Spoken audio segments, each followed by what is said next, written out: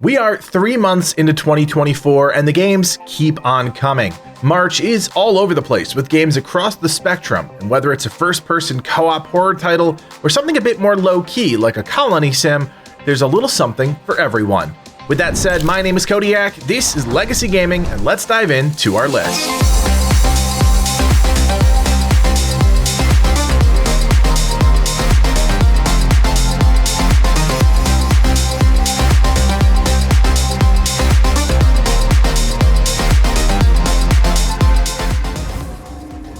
Kickstarting this month's new games is the Outlast Trials, receiving its official 1.0 release. Initially released in May 2023, this co-op horror game has received very positive reviews across the board on PC, and with the 1.0 release, the experience is coming to console. The Outlast Trials is an intense game of cat and mouse, where you're thrown into a Saw-esque scenario, either alone or in a party of up to 4. Your goal is to follow orders blindly, no matter how gruesome. If you manage to avoid death and complete the trial, you're rewarded with your life and live to run another day. But if you die, well, you know what happens. What's unique about the game is how it utilizes various map locations but tweaks the layout and objectives to get multiple uses from the same setting. Some missions, or therapies as they're called in the game, will take you through grotesque theme parks, while others will force you to traverse a creepy orphanage. The entire time you're being pursued by some big bad, and these are just as horrific as you'd imagine, and through a combination of stealth, distraction, and the occasional explosion, your aim is to delay them finding and killing you. The game itself is a wild ride, and with it coming to console with full crossplay, it's certainly a game I think a new crop of players will be excited to check out. Sticking with the horror games for a second, how about this next one, Alone in the Dark, a reimagination of the 90s cult classic Experience. Actors David Harbour and Jodie Comer bring their talents to the lead protagonists, and players can choose who to play at any given time. Unlike the Outlast Trials, this horror game is linear and story-driven.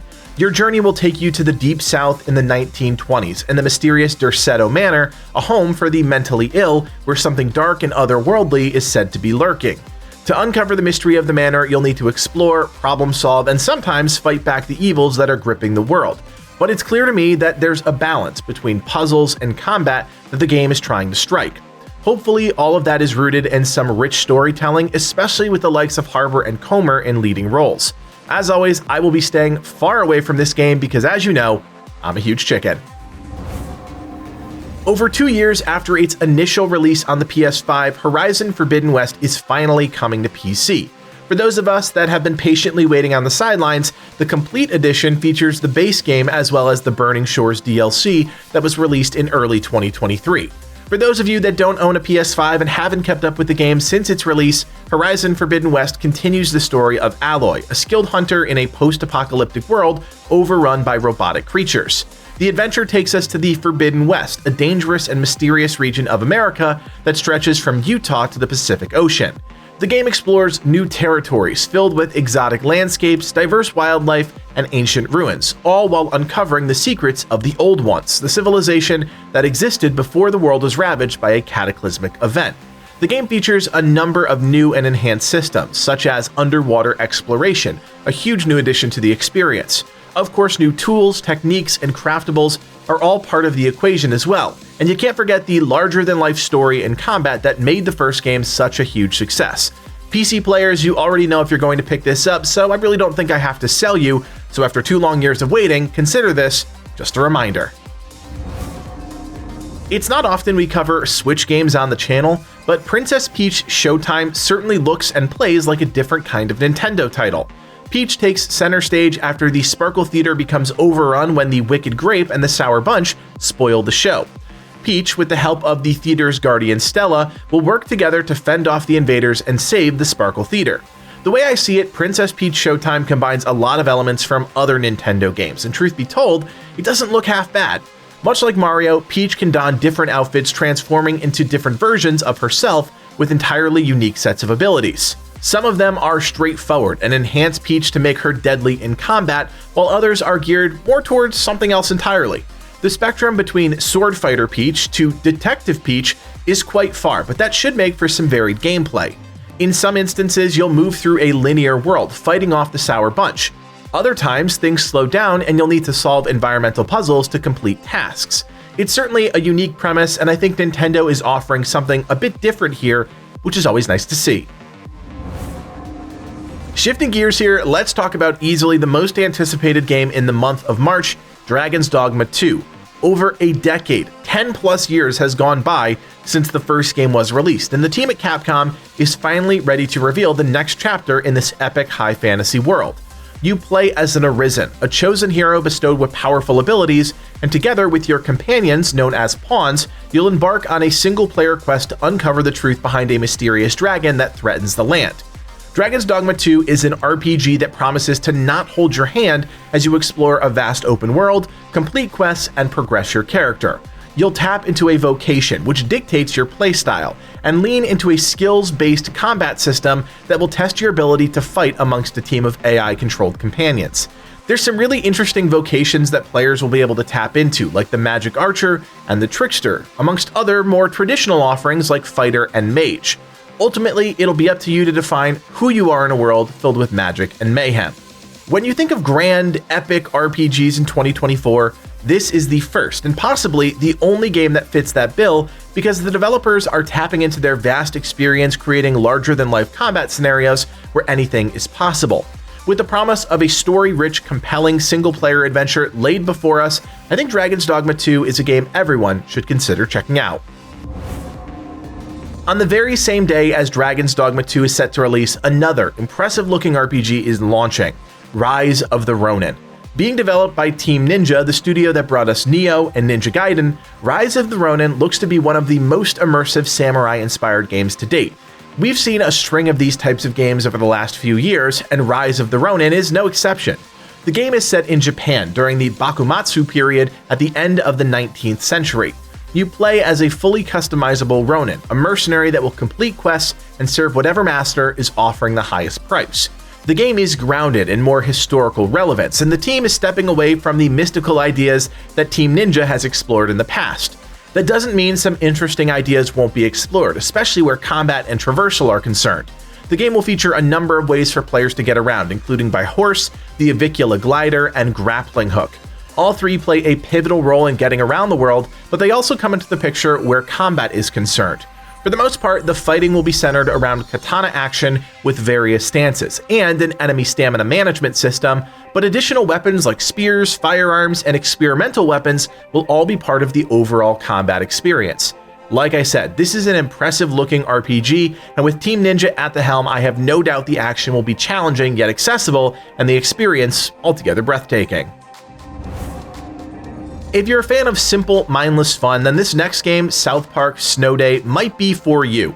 The next game in the South Park series has shifted into 3D, and that means a completely new experience than players are used to if they're coming over from the previous games. Also introduced for the first time is online cooperative play, with a matchmaking system that claims to be seamless and simple, allowing players to join up with other Snow Day players for a multiplayer experience. The entire premise of the game is trying to capture the magic of a snow day. The town is shut down and chaos ensues. Wielding swords, bows, magic, and other special abilities, you'll fight to drive back the elves as they push deeper into your quote-unquote kingdom. If you're a fan of games like Castle Crashers, but also reminisce about a time where games were a bit more simple and straightforward, then South Park Snow Day might be right up your alley. Warden, you are being called on once again to build a maximum security prison, this time in 3D.